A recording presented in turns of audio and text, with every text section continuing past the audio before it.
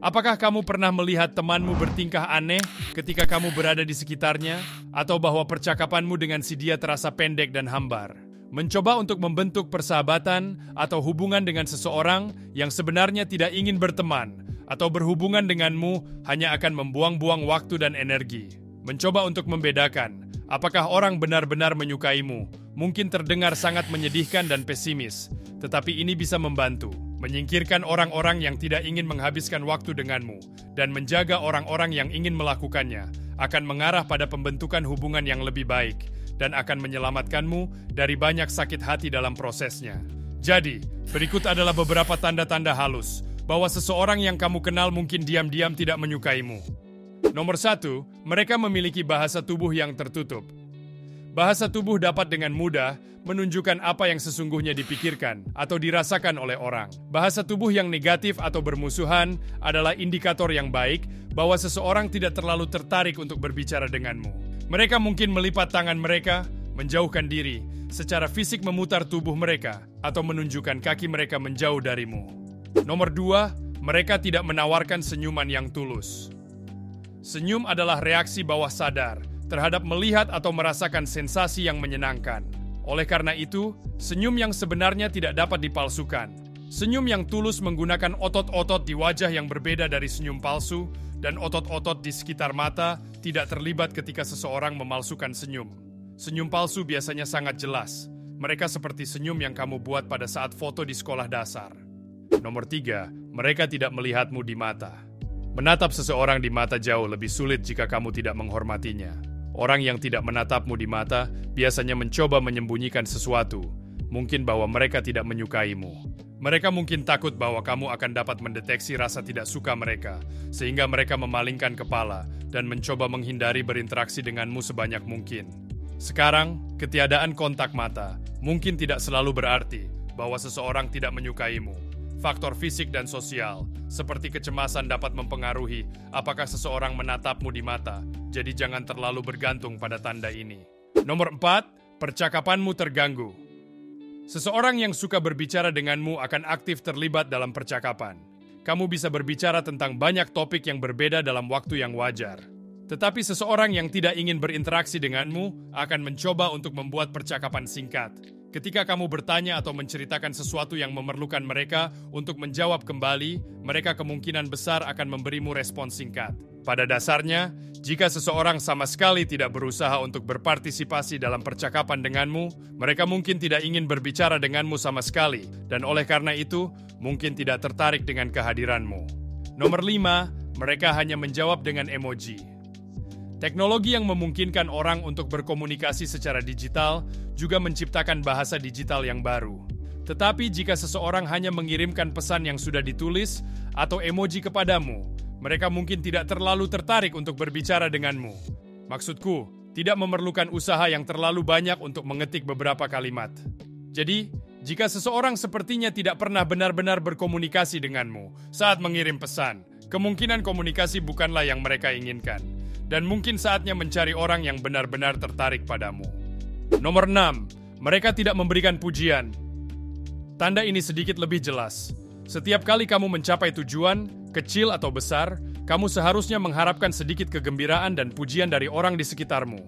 Seseorang yang tidak menyukaimu mungkin tidak akan memberitahumu selamat atas kemenanganmu, karena mereka mungkin tidak terlalu peduli, atau mereka diam-diam ingin kamu gagal. Mereka kemungkinan besar hanya akan mengatakan sesuatu yang bersifat sinis atau merendahkan. Orang yang tidak menyukaimu biasanya akan mencoba menurunkanmu, dan mereka sering melakukannya karena iri atau dengki. Mereka menahan diri dari mengatakan hal positif dan hanya fokus pada kekuranganmu. Nomor 7, mereka mengubah nada suara mereka. Kamu bisa mengetahui banyak tentang apa yang dipikirkan seseorang terhadapmu dari nada suaranya. Mengetahui cara memilih nuansa tertentu dalam suara seseorang dapat membantu menentukan bagaimana mereka merasa terhadapmu. Jika mereka selalu terdengar merendahkan dan sinis, bahkan sampai ke titik yang kasar dan tidak sensitif, mereka tidak menyukaimu cukup untuk bahkan mencoba menjadi sopan. Nomor 8, mereka menggaruk leher mereka. Mengulang-ulang menyentuh atau menggaruk leher dapat menandakan emosi yang berbeda, dari bersikap flirty hingga kecemasan yang ekstrem.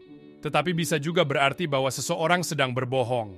Jika kamu sedang berbicara dengan seseorang yang terus-menerus menyentuh atau menggaruk sisi leher mereka di bawah telinga, itu bisa berarti bahwa mereka sedang berbohong padamu atau diam-diam tidak setuju dengan apa yang kamu katakan. Nomor 9, ada sedikit atau tidak ada kontak. Baik dalam hubungan platonik maupun romantis, orang menyentuh ketika mereka tertarik untuk berada di sekitar satu sama lain.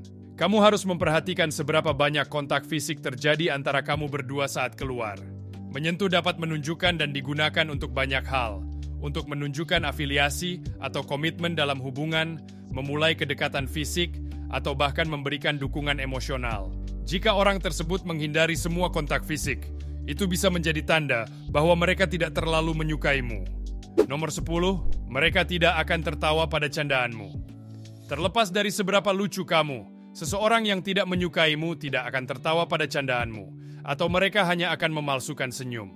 Ini juga dapat berlanjut dengan tidak menyukai postingan media sosialmu.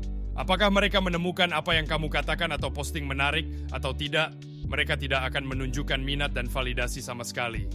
Nomor 11, mereka selalu tidak setuju denganmu. Seseorang yang secara teratur menolak ide-idemu mungkin tidak menyukai atau menghormatimu. Jika terasa bahwa seseorang menolak setiap pemikiran atau ide yang kamu miliki sebelum kamu bahkan mengeluarkan kalimat, itu seringkali tanda bahwa ketidaksukaan mereka terhadapmu telah mengaburkan penghakiman mereka, menyebabkan mereka memihak terhadap segala sesuatu yang kamu usulkan, baik atau buruk. Nomor 12, mereka tidak pernah membuat rencana denganmu. Jika setiap kali, tanpa kegagalan, kamu yang mencoba membuat rencana dan mereka tidak membalas, maka mereka tidak ingin keluar denganmu dan mungkin tidak menyukaimu. Hubungan yang sehat berarti kedua belah pihak berusaha dengan jumlah yang sama.